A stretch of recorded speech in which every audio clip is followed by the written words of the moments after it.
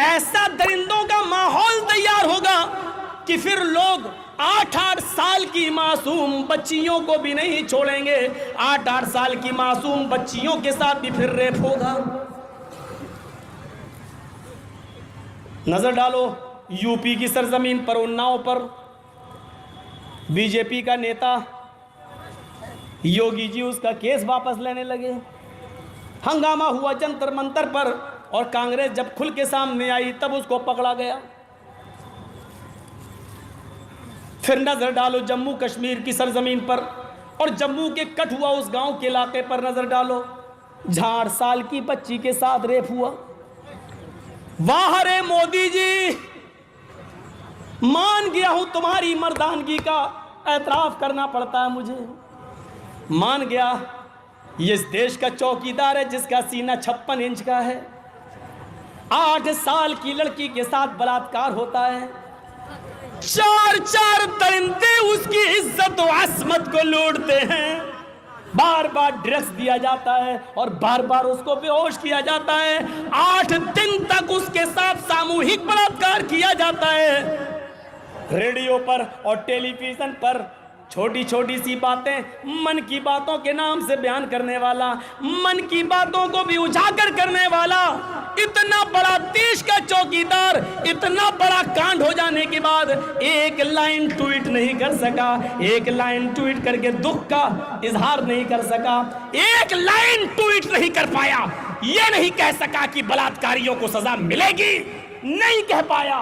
यह है इस देश का मर्द चौकीदार, जिसने नारा लगाया बेटी पढ़ाओ देश बचाओ, जिसने नारा दिया बेटी बचाओ देश बचाओ, जिसने नारा दिया मोदी जी, क्या कठुआ की वो 8 साल की बच्ची इस देश की बेटी नहीं थी? फिर आपने दुख का इजहार क्यों नहीं किया? इसलिए नहीं किया क्योंकि उसका नाम आसिफा था। अगर उसी का नाम निर्मला होता, उसी का नाम निर्भया होता, उसी का नाम कमलावती होता, उसी का नाम पार्वती होता, तो आज सब कुछ होता।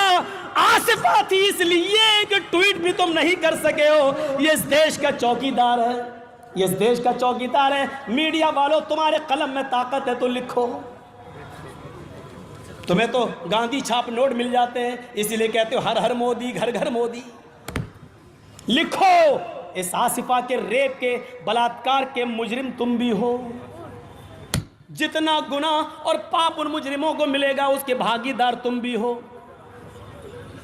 आसिफा के बलात्कारियों को और मुजरिमों को इसलिए बचाया जा रहा है क्योंकि मंदिर के एक पुजारी के बेटे ने उसके साथ बलात्कार किया है, और उसमें मंदिर का एक पुजारी भी शामिल है।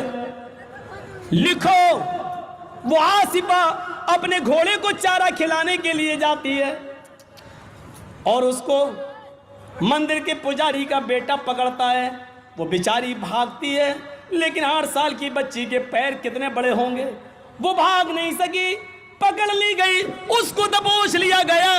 फोन करके उसने अपने साथी को भी बुला लिया, वो साथी एक और साथी को भी लेकर आ गया। उसी वक्त उस लड़की के साथ 3 लोगों ने बलात्कार किया। फिर उसको ड्रग्स दिया गया, बेहोश करके फिर उसकी इज्जत को लूटा गया।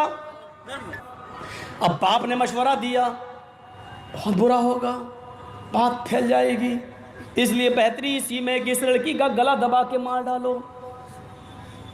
प्लानिंग के मुताबिक एक नदी में इसकी लाश को फेंकना था, लेकिन वहां भीड़ पहले से मौजूद थी। उस भीड़ को हटाने के लिए कोई और गेम खेला जा रहा है, लेकिन भीड़ नहीं हट सकी, इसलिए उस लड़की को जंगल में फेंकना पड़ा। वरना नदी में फेंक दिया जाता तो पोल ही नहीं खुलती और पता ही नहीं चलता कि क्या हुआ। ये खुलवाना था और अल्लाह ताला को ये राज सामने लाना था। उस लड़की का गला दबा दिया गया।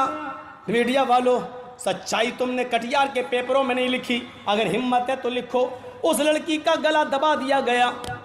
सुनो, नशे का इंजेक्शन दिया गया। 4 लोगों ने उसके साथ रेप किया। बेहोश होने के बाद 4 दरिंदों ने उसके साथ रेप किया। वो लड़की मर चुकी है, उसका गला दबा दिया गया। वो लड़की मर चुकी है। हाँ, बिल्कुल सही सुन रहे हैं, मेरी बात को गौर से सुनो।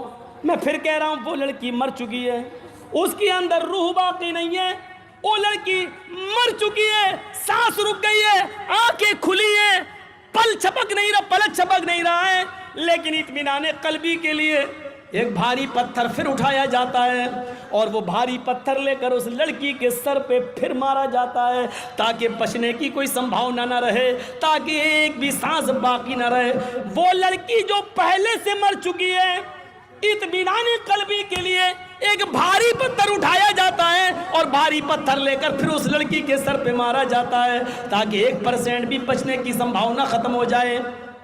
वो लड़की मर चुकी है, 1% संभावना भी खत्म हो चुकी है, उसका गला दब चुका है, आंखें फटी की फटी रह चुकी हैं।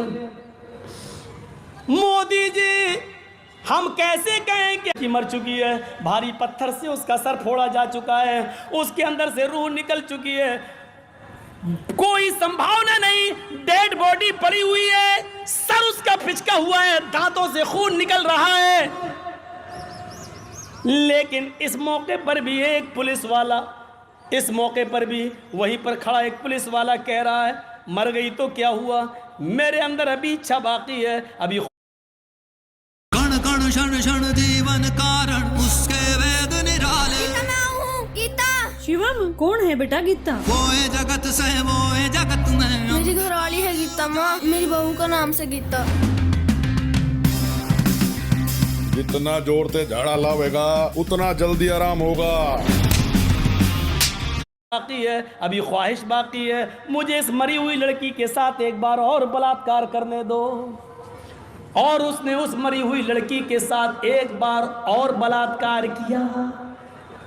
ये सब मंदिर में हो रहा है। क्राइम ब्रांच चार्जशीट में ये सब लिखता है। क्राइम ब्रांच जब क्राइम ब्रांच चार्जशीट तैयार करके इसको कठुआ की कोर्ट में पेश करने जाता है, तो कठुआ के वही वकील, उस कोर्ट के वही वकील जो लोगों को इंसाफ दिलाने के लिए लॉयर बने, वकील बने, वो क्राइम ब्रांच को रोकने की कोशिश करते हैं। वो पुलिस वाले को चार्जशीट पेश करने से रोकते हैं और जय श्री राम के नारे लगाए जाते हैं, भारत माता की जय के नारे लगाए जाते हैं। ये वो वकील है, नारा लगाने वाले, जो संविधान उठाकर, जो गीता पे हाथ रखकर कसम खाते हैं कि हम जो भी कहेंगे सही बात कहेंगे और हम लोगों को इंसाफ दिलाएंगे, लोगों को न्याय दिलाएंगे। वो इन पुजारियों को बचाने के लिए जय श्री राम के नारे लगा रहे हैं। ये कौन सा जय श्री राम का नारा था? ये भारत माता की जय का नारा लगाकर तुम इस भारत को शर्मिंदा कर रहे हो या इसका नाम रोशन कर रहे हो? मीडिया वालों, ये मुल्ला मौलवी बोले या ना बोले, ये कोई बोले या ना बोले, रब्बे काबा की कसम मैं बोलता रहूंगा। मुझे जेल जाने की आदत हो गई है, मुझे प्रैक्टिस भी हो गई है। अब तो जाता हूं तो लोगों से कहता भी हूं कि मैं ससुराल आ गया हूं। मुझे कोई फर्क नहीं पड़ता, क्योंकि जेल में जाने के बाद भी मुझे नमाज ही पढ़ाना पड़ती है, खुतबा ही देना पड़ता है। ये काम ही जब करना है तो हम किसी भी जगह कर सकते हैं। मेरे प्यारे साथियों, मैंने जो कहना था, जिंदगी गुजार रहे हैं। मोदी जी, इतना बड़ा कांड हो जाने के बाद भी आपने एक ट्वीट नहीं किया है। अब हमें इस देश की सर्वोच्च अदालत से इंसाफ की उम्मीद है। सुप्रीम कोर्ट के ऊपर जजिस की निगाहें लगी हुई हैं। देखता हूं इस लड़की के बलात्कारियों को और इसको जान से मारने वालों को कौन सी सजा मिलती है। निर्भया के कातिलों को फांसी की सजा मिली है। जब बालिग लड़की को मारने और रेप के जुर्म में उन लोगों को फांसी की सजा मिली है, ये तो नाबालिग थी, ये तो 8 साल की छोटी बच्ची थी और इसके साथ तो सामूहिक बलात्कार हो रहा है और मार दिया जाता है, उसको कत्ल कर दिया जाता है और मरने के बाद भी इसके साथ रेप किया जाता है। मोदी जी, मुझे आपकी इस कोर्ट से उम्मीद है, मेरी नजरें हैं, देखना है मुझे कि कौन सी सजा मिलती है इन मुजरिमों को। मुझे इस देश के संविधान पे भरोसा है, मुझे इस देश के कानून पे भरोसा है। बीजेपी बचाने की कोशिश कर रही है पुजारियों को, इन मनगढ़ंत लोगों को, लेकिन मुझे सर्वोच्च अदालत से फैसले की उम्मीद है। मुझे उम्मीद है कि इंशाअल्लाह इस लड़की को इंसाफ मिलेगा। मुझे उम्मीद है कि इन बलात्कारियों को फांसी के फंदे पे लटकाया जाएगा।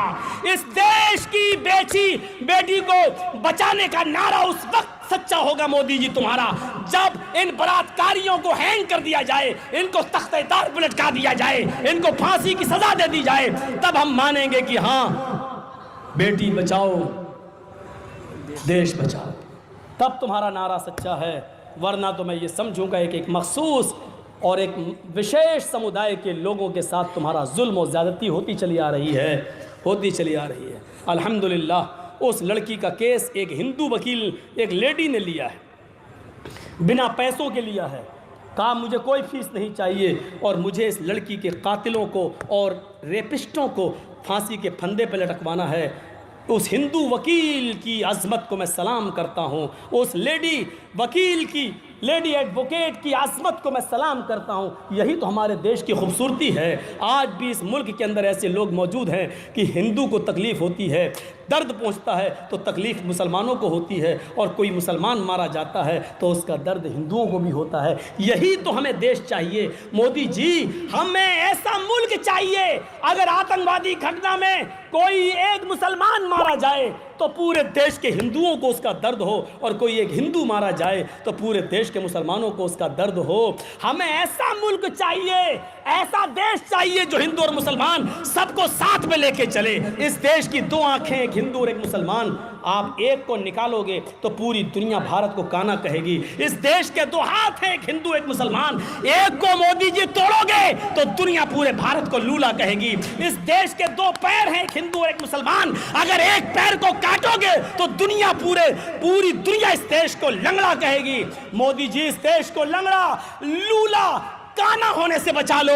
इस देश को दोनों आंखों के साथ दुनिया के सामने पेश करो, दोनों हाथों वाला पेश करो, दोनों पैरों वाला पेश करो। और ये तभी पेश कर सकते हो जब हिंदू और मुसलमान दोनों को साथ लेकर चलोगे। हिंदू को तकलीफ हो तो दर्द मुसलमान को हो, मुसलमान को तकलीफ हो तो दर्द हिंदू को हो। जब तक ऐसा माहौल नहीं बनाओगे, क्या हो रहा है ये, क्या है ये सब मेरे भाइयों? ये नौटंकी नहीं तो और क्या है? बिहार में सरकार बदलती है और एक झूठा और एक गद्दार इंसान अपने मनहज और अपने उसूल से गद्दारी करके दूसरे के खेमे में चला जाता है, और फिर उसके बाद आते ही हिंदू मुस्लिम लड़ाने की कार्रवाइयां शुरू हो जाती हैं। क्यों? जहां तुम्हारी सरकार आती है वहां तुम्हारे गुंडे सारे के सारे सरों पे चढ़ जाते हैं।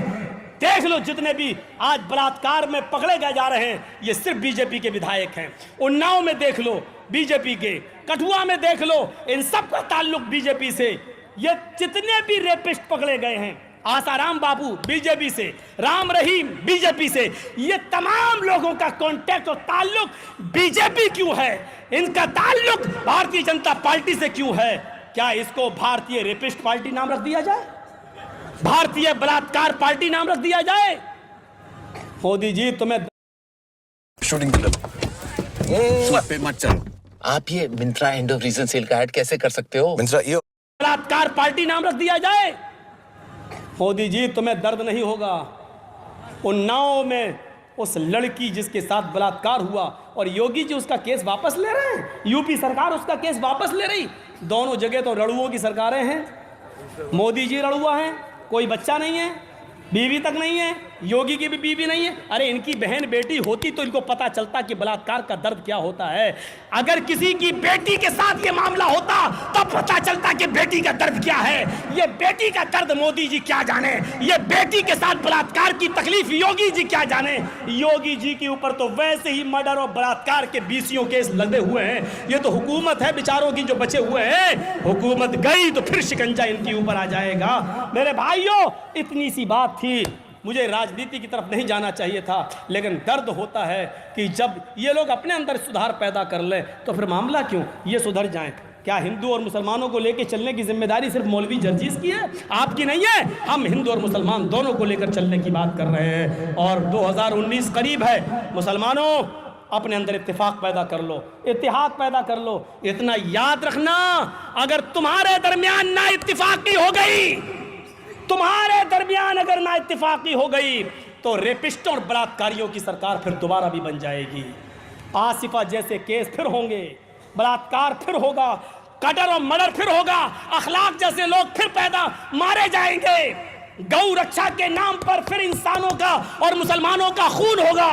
और इसके जिम्मेदार तुम्हारी नाइत्तेफाकी होगी और तुम्हारा इंतशार होगा। इतनी सी बात मुझे कहना थी। 3:45 बज गए हैं, फजर का बिल्कुल वक्त हो चुका है। मेरे प्यारे साथियों, इतनी सी बात मुझे आपके सामने रखना थी। इत्तेफाक और इत्तेहाद का एक प्लेटफार्म मैं तुम्हें दे के जा रहा हूँ। अपने अंदर इत्तेफाक पैदा कर लो और तय कर लो कि 2019 के अंदर लेपिस्ट और बलात्कारियों की सरकार हम नहीं बनने देंगे। और हिंदू भाइयों के लिए हम दुआ करते हैं, अल्लाह तो उनको उनकी किताबें पढ़ने की तौफीक दे और उनको सत्य धर्म पे चलने की प्रेरणा दे, तौहीद पर कायम फरमा दे और मोहम्मद रसूलुल्लाह सल्लल्लाहु अलैहि वसल्लम की रिसालत को समझने की तौफीक अता फरमा। वमा अलैना इल्लल बलागुल मुबीन व आखिरु दावाना अनिल हम्दुलिल्लाहि रब्बिल आलमीन। अस्सलामु अलैकुम व रहमतुल्लाहि व बरकातुहू।